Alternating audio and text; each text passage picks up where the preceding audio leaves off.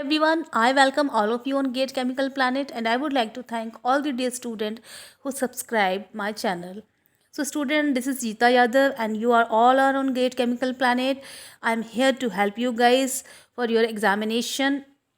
This examination series is based on RCFL previous year examination, where we will discuss some of the questions from the previous year examination of Rashtriya Chemical Fertilizer Limited exam. So students, if you have not watched my last videos on the HPCL previous year examination series, then all the links of videos are given in the description box. Go to the description box and watch the full videos, okay? And join me on Telegram also. On Telegram I am sharing very important books and the notes related to the examination. Either they are the RCFL examination or the HPCL previous year examination or the GATE examination. So student, without wasting time, I am starting the questions. Okay, so first question is, carbon black is added to the natural rubber as a antioxidant, preservative, fillers, vulcanizing accelerator. So student, carbon black को natural rubber में add किया जाता है, as a filler add किया जाता है, तो यहाँ पर इसका आंसर होगा as a filler. Now we will move on to the second question.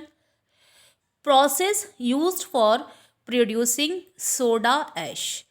Soda ash बनाने के लिए कौन सा प्रोसेस यूज़ किया जाता है?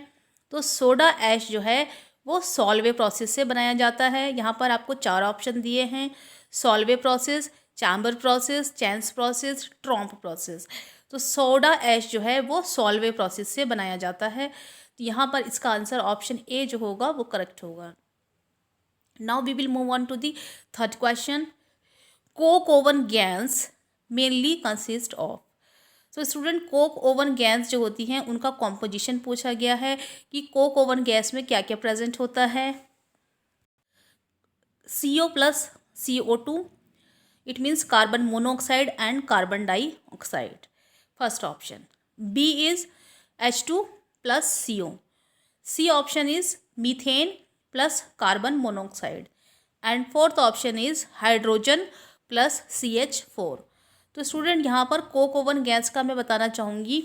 जो कोक ओवन गैस होती है उसमें आपकी हाइड्रोजन और मीथेन प्रेजेंट होती है. Hydrogen and CH4.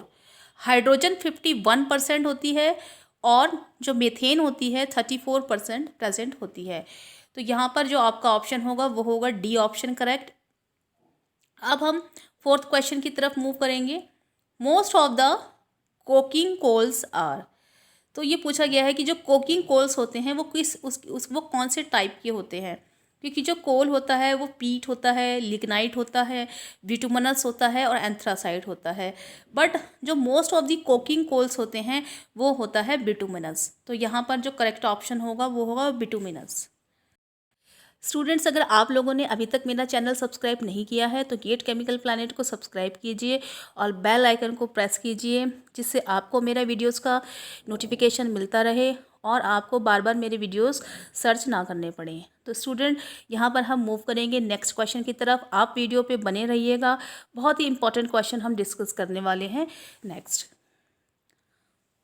Fifth question is catalyst used in alkylation reaction. तो मैं आपको याद दिला देती हूँ कि जो एल्काइलेशन प्रोसेस होता है वहाँ पर हम दो तरीके का प्रोसेस यूज़ करते हैं और उसमें हम there are two types of catalyst we used. First is the HF alkylation process and second is the H2SO4 alkylation process. तो यहाँ पर जो एल्काइलेशन रिएक्शन पूछी गई है उसमें जो कैटलिस्ट होता है यूज़, 4 ऑप्शन दिए गए हैं: alumina, silica gel, H2SO4 and nickel. यहाँ पर HF का ऑप्शन नहीं है. तो क्योंकि हमारे जो एल्काइलेशन प्रोसेस होते हैं वो दो तरीके के होते हैं: HF alkylation process and the H2SO4 alkylation process. तो यहाँ पर जो H2SO4 होता है वो हमारा होता है catalyst. Okay, the correct option for this question is the H2SO4 which is used as a catalyst in alkylation reaction. Okay, so C option is correct for this question. Now we will move on sixth question. The Solvay process refers to manufacture of. Solvay process किस लिए use किया जाता है, ये यहाँ पे पूछा हुआ है. अभी पहले भी मैंने इसको बताया था, इसका बस नाम चेंज हो गया है यहाँ पर. ठीक है, तो सॉल्वे प्रोसेस जो यूज़ किया जाता है वो किसकी मैन्युफैक्चरिंग में यूज़ किया जाता है? Nitric acid manufacturing, sulphuric acid manufacturing, sodium hydroxide manufacturing और the sodium carbonate manufacturing. Solvay process is used for the manufacturing of sodium carbonate. Okay, so this is the D option correct. Now we will move on to the seventh question, which is the most suitable fertilizer for paddy. So यहाँ पर question पूछा गया है, मैं आपको हिंदी में भी इसलिए बता रही हूँ क्योंकि जो स्टूडेंट्स हैं उनको इंग्लिश में समझने में दिक्कत होती है, और उन्होंने मुझसे कहा है कि आप हिंदी और इंग्लिश दोनों में ही बता दीजिए ताकि जो स्टूडेंट्स इंग्लिश में समझेंगे उनको इंग्लिश में समझ में आए. तो मैं दोनों में ही बताऊँगी, आप लोगों को दोनों में समझाने की कोशिश करूँगी. Which is the most suitable fertiliser for paddy. Paddy का मतलब होता है धान. धान की खेती में सबसे ज़्यादा जो फर्टिलाइज़र यूज़ किया जाता है वो कौन सा होता है, ये पूछा गया है क्वेश्चन में. Ammonium sulphate, ammonium nitrate, calcium ammonium nitrate और नन ऑफ दीज. तो स्टूडेंट, जो पैडी की खेती में most important suitable fertiliser use होता है वो होता है कैन, बोलते हैं CAN, कैन बोला जाता है, कैल्शियम अमोनियम नाइट्रेट. तो इसका करेक्ट ऑप्शन होगा C. Okay, so now we will move on to the next question. Question number 8 is in pulp bleaching process which chemical is used as oxidative bleacher. ये कह रहे हैं question में pulp bleacher process में कौन सा chemical as a oxidative bleacher use किया जाता है. तो हम ऑप्शन देखेंगे. Hydrogen peroxide, sodium dithionate and sodium borohydride and sodium bisulphide. तो स्टूडेंट, पल्प ब्लीचिंग प्रोसेस में मैं आपको याद दिला देती हूँ कि आपका जो H2O2 होता है वो एज अ ब्लीचर यूज़ किया जाता है, उसको हाइड्रोजन परऑक्साइड बोलते हैं, और ये as a oxidative bleacher pulp bleaching process में यूज़ किया जाता है. So now here the option is A hydrogen peroxide which is used as a oxidative bleacher in pulp bleaching process.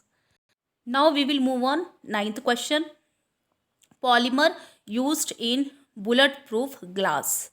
तो यहाँ पर पूछा गया है कि कौन सा पॉलीमर बुलेट प्रूफ ग्लास में यूज़ होता है.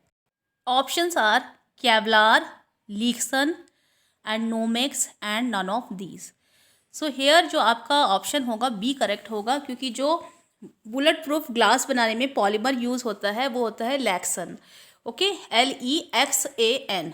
ओके, इसका आंसर होगा B option. Now we will move on to the last question, 10th question. Kraft process is also known as. Kraft process का दूसरा नाम क्या है, वो कौन से दूसरे नाम से जाना जाता है? Bisulphide process, ammonia process, sulphide process और option D is sulphate process. तो यहाँ पर क्राफ्ट प्रोसेस को स्टूडेंट सल्फेट प्रोसेस के नाम से भी जाना जाता है. क्राफ्ट प्रोसेस बोला जाता है या फिर सल्फेट प्रोसेस बोला जाता है. So here the kraft process is also known as the sulphate process. Option D is correct. So much for attending this lecture. Have a nice day and please subscribe to Gate Chemical Planet and press the bell icon to get the notification. Thank you so much, and we will continue the next video with new topic. Thank you so much.